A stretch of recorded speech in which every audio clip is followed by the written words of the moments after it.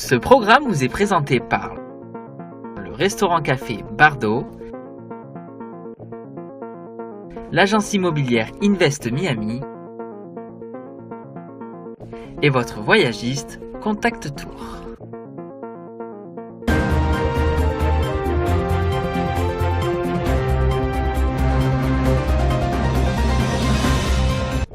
Bienvenue sur Bonjour America, je suis Audrey Mazins, tout de suite l'actualité.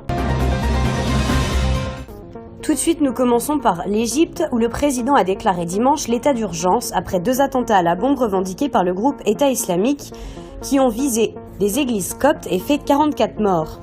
La mesure annoncée par Sisi dans une déclaration solennelle à la télévision doit encore être approuvée par le Parlement.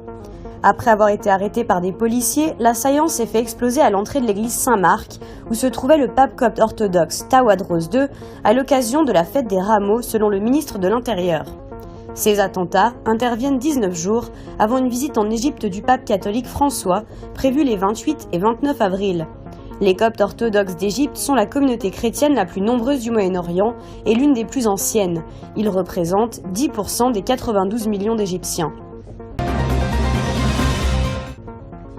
Continuons par l'alliance militaire constituée par la Russie, l'Iran et le Hezbollah libanais qui a promis dimanche d'apporter un soutien accru à l'armée du président syrien Bachar el-Assad après les tirs de missiles américains contre une base aérienne syrienne.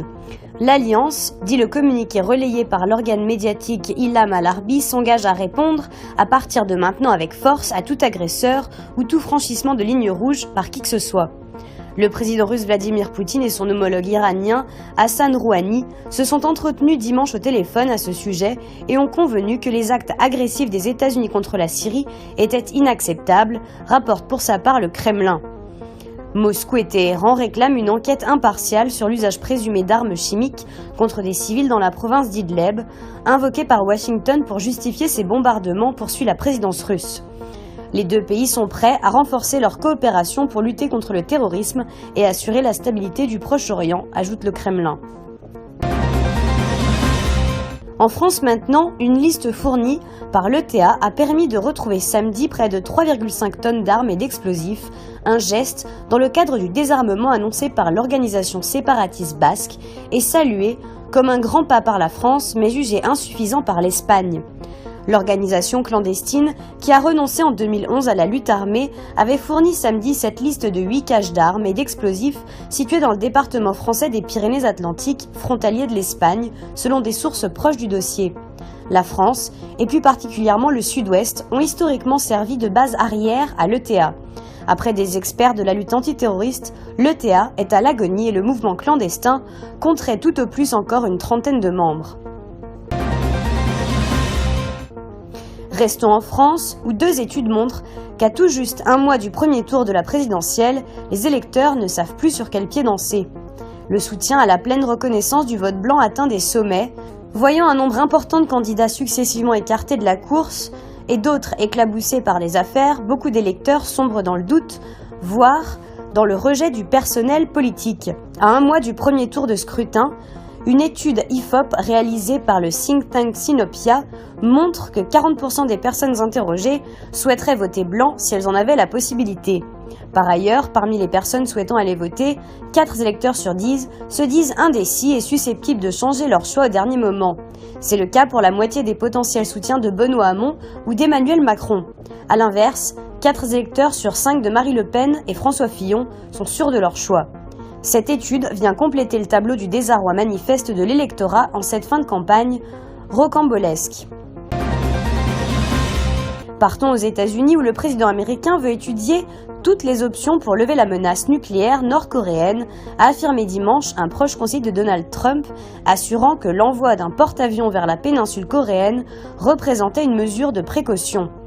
Annoncé moins de 48 heures après la frappe américaine punitive contre la base aérienne syrienne, la décision d'envoyer le porte-avions USS Carl Vinson et sa flotte vers la péninsule coréenne, en mentionnant clairement la menace nucléaire représentée par Pyongyang, a sonné comme un avertissement.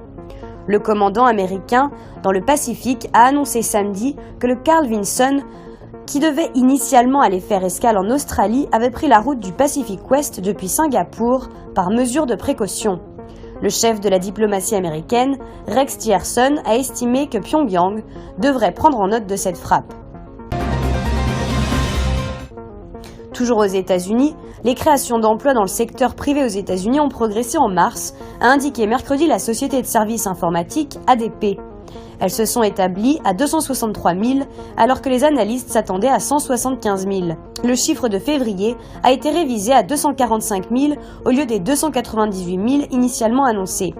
Le marché du travail aux États-Unis a terminé le trimestre sur un point haut, a commenté Ayu Ildirmaz, vice-président de l'ADP, soulignant le dynamisme des secteurs dépendants de la consommation comme la santé, les loisirs et l'hôtellerie-restauration ainsi que le commerce. C'est toutefois de nouveau l'industrie des services qui a porté l'indice avec 181 000 emplois créés en mars, notamment dans les services aux entreprises, 57 000, les loisirs, 55 000, la santé, 46 000. Dans les secteurs des biens, la construction a tiré l'indice 49 000, tandis que le secteur minier a continué d'embaucher après une longue période de déprime liée au bas prix du pétrole. Merci de nous suivre sur Bonjour America, je vous retrouve très bientôt.